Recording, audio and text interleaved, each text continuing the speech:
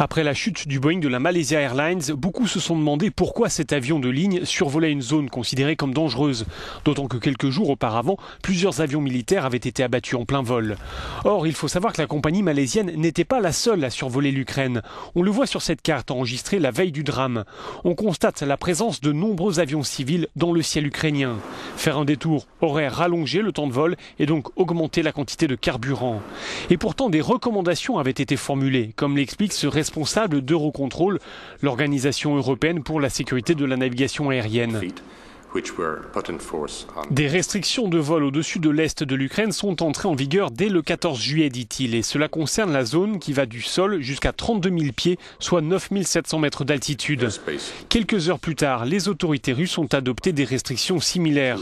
Il n'y a donc pas d'incompatibilité entre ces deux décisions.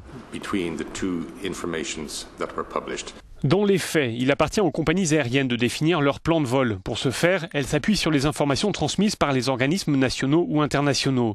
On le voit sur cette carte, l'agence américaine interdit le survol de plusieurs pays en rouge, la Libye, l'Irak ou encore la Corée du Nord.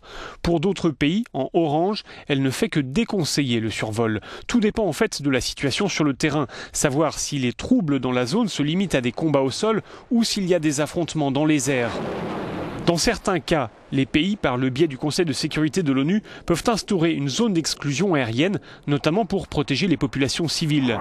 Cela a été le cas lors de la première guerre du Golfe en 1991, puis en Bosnie-Herzégovine entre 1993 et 1995, ou encore en 2011 en Libye. Dans le cas de l'Ukraine, le Conseil de sécurité des Nations Unies n'a jusque-là pas été saisi d'une demande relative à une zone d'exclusion aérienne. Cela dit, depuis la tragédie du vol MH17, on le voit sur cette carte, les avions civils prennent soin d'éviter le ciel ukrainien.